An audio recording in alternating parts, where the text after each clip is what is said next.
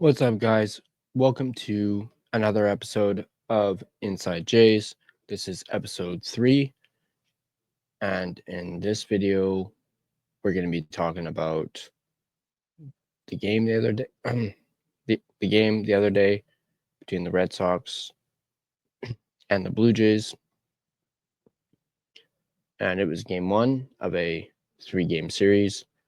Back home in Toronto, 3-game homestand, and we're gonna start off by just saying, well, that was ugly. So the Blue Jays end up losing by a final score of 10-2, and they end up giving up 5 home runs in this game. So once again, much like the other game that we summarized, I'm going to go over a quick article, just summarizing it. I mentioned in our previous episode that I was unable to watch this game as I had my softball on Tuesdays, but I will be watching and recapping the game tomorrow, and then as well as the game on Thursday. So I'm looking forward to actually being able to watch some Blue Jays baseball. Although after how the last 7 games have gone, I don't know if I'm probably going to enjoy it. But let's go ahead and dive right into this article by Riley Delaney of Blue Jays Nation. And it starts off by pretty much saying, well, that was ugly. On Tuesday evening, the Toronto Blue Jays started a 3-game series against the Boston Red Sox, having lost 7 of their last 8, as well as 3 consecutive series. Things didn't change in this game, as the Blue Jays fell 10-2 to their American League East rival. Let's take a look at what happened in this one. The game was over before the Blue Jays even swung the bats. In the top of the first, Jarren Duran hit a home run on the 3rd pitch of the game on a 0-2 count for the 1-0 lead. Alex Bregman also hit a home run to make it 2-0 for the Red Sox.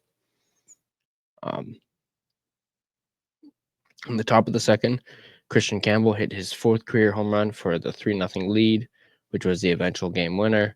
The next inning, Rafael Devers hit the Red Sox's 4th solo home run, followed by Wilyer Abreu's 3-run blast to make it 7-0.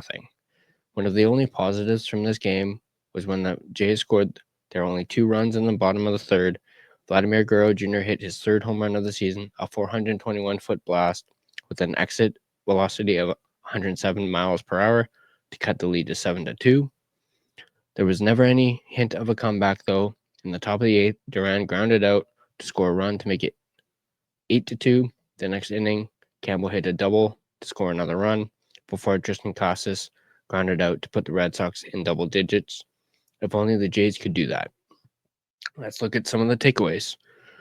There were 2 positives from this game. First off was the Guerrero Jr. home run, which was his 3rd of the season, to move into a tie with Andres Jimenez and Anthony Santander. That still blows my mind that Andres Jimenez is tied for 1st with 3 home runs on the season. When Guerrero Jr. is hitting the ball like this, you know that he's on. This season, he's slashing 271, 368, and 411 for a 129 WRC plus. The other positive was the return of Dalton Varsho, playing his 1st game of the season. Varsho went 0 for 3 with a walk with 2 strikeouts, but more importantly, he made a terrific catch, as he's one to do. Everything else, not so great. The Jays mustered just 4 hits in the game, with Bichette hitting a double and a single. Clement had the other hit in this game. As a team, they batted 333 with runners in scoring position, which would usually be great, but they only had 3 opportunities to bat with a runner on 2nd or 3rd. Guerrero Jr.'s home run was the 2nd time the team hit a home run with a runner in scoring position this season. That's not good. Bowden Francis had his worst start in a long time, giving up 5 home runs and 7 earned runs to increase his season ERA to 5.28. Dylan Tate walked 3 in his inning and a 3rd, but didn't give up an earned run. Mason Fluharty struck out 2 in 2 innings of work, while Casey Lawrence munched the last 2 and 2/3 innings. The Jays look to avoid losing their 4th consecutive series on Tuesday. Tuesday. I think they mean Wednesday or Thursday. Possible minor mistake there. Their starter is yet to be determined. So that is a quick little summary of the game. And let's see if there's something else we can quickly talk about.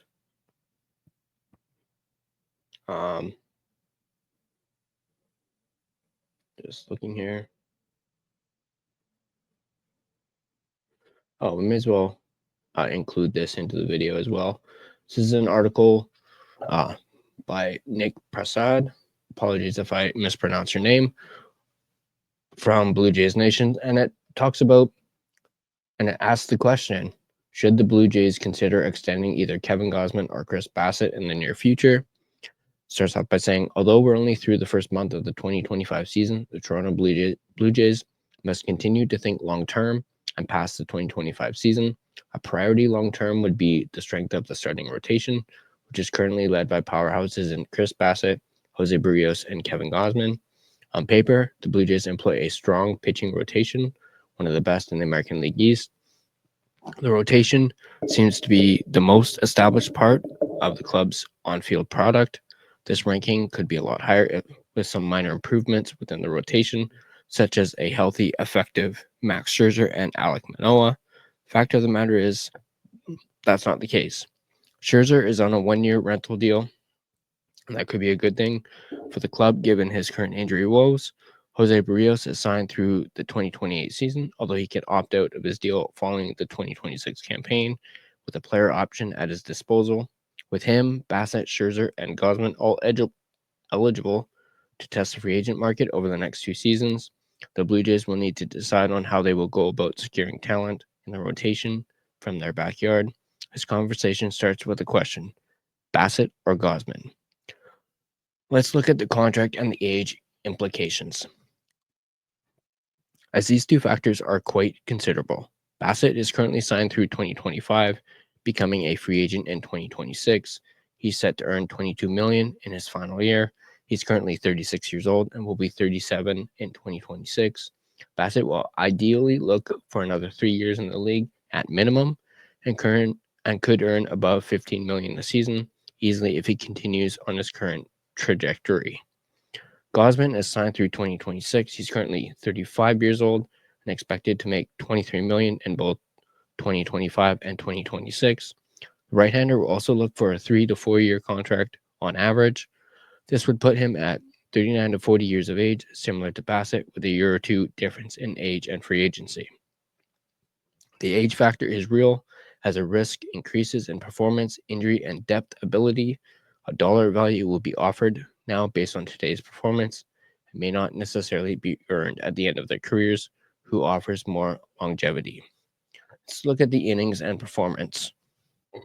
In a 162 game season, Gausman averages 189 innings of work, while Bassitt averages 195. Gausman has recorded 1.752 innings in 13 big league seasons, while Bassitt has recorded 1.142 and 2/3 in 11 big league seasons. Gausman made his big league debut in 2013, while Bassitt debuted a year later, and Gausman has 335 appearances, 296 starts, compared to Bassitt and his 206 appearances, 193 starts. In terms of depth and average innings per game, 5 to 6, they almost match up similarly. Now, what does performance look like? Let's look at 2024's comparison of both pitchers. So, the 2024 statistics and metrics comparisons between the two. Games started for Bassitt and Gausman, both at 31 each. Innings pitched, 171 for Chris Bassitt, 181 for Kevin Gausman. The win-loss record, 10-14 for Chris Bassitt, 14-11 for Kevin Gausman. The ERA was 4.16 for Chris Bassitt and 3.83 for Kevin Gausman. The WHIP was 1.46 for Chris Bassitt and 1.22 for Kevin Gausman. Strikeouts, 168 for Chris Bassitt, 162 for Kevin Gausman. Walks were 70 for Chris Bassitt and 56 for Kevin Gausman. The K9 strikeouts per 9 innings were 8.84 for Chris Bassitt and 8.06 for Kevin Gausman. Walks per 9 were 3.68 for Chris Bassitt and 2.50 for Kevin Gausman. Home runs allowed were 18 for Chris Bassitt, 20 for Kevin Gausman. FIP was 4.08 for Chris Bassitt and 3.97 for Kevin Gausman. Strikeout percentage was 23% for Chris Bassitt and 21.8% for Kevin Gausman. Most used pitch, sinker for Chris Bassitt, 45.9%, and fastball for Kevin Gausman at 44%. AIR, 59.1% for Chris Bassitt and 60.7% for Kevin Gausman. Both pitchers have executed great metrics in 2024 and prior seasons, and both Gausman and Bassitt deploy versatile pitch repertoires that are effective. They both have similar error percentages in 2024, and the stats are very similar. Right-handers are known for toying with batters and keeping hitters off balance. They challenge their hitters and have multiple pitch options to do so. With age comes a loss in velocity, which may not be much of a factor for these two, as their options can mitigate that possibility. Both starters are trusted to record outs on both strikeouts, flyouts, and groundouts. They both force hitters to roll over and jam bats. Gausman and Bassitt are both leaders in the clubhouse with experience in tough divisions, the postseason, and big markets. They're both looked up to by the younger staff members and act as members for the up-and-coming pitchers. They are role models for the prospects and hold a high standard in competitive environment. Bassitt will slip into free agency at the end of this season and possibly could be dealt at the trade deadline, depending on the status of the season. A potential short-term deal for Bassitt may be ideal due to the age factor and urgency to retain him. A long-term situation is risky and may not make sense. Gausman has some retention on his contract as he's here for a bit longer. When Gausman reaches the offseason, a potential long-term contract will be more ideal for a conversation based on his commitment until the end of 2026. He will be younger and is statistically more sound than Bassitt. Between the two options, Gausman may be the more ideal pick if the Jays are looking for a commitment from now until 2028, 2030. So there's that article. And that's going to do it for this episode of the Inside Jays podcast. So if you like this video, go ahead and hit that like button. If you're not subscribed to the Inside Jays podcast and would like to stay up to date on all your Blue Jays content, go ahead and smash that subscribe button and turn on that bell so you're notified every single time we upload a new video. You can find us on social media on Facebook, Instagram, X, and Twitter, all at Inside Jays Pod. You can also find it if you prefer a audio version of this podcast. You can find us on both Apple Podcasts and Spotify. And that's going to do it for me. Let's go Blue Jays, and I'll see you guys in the next video.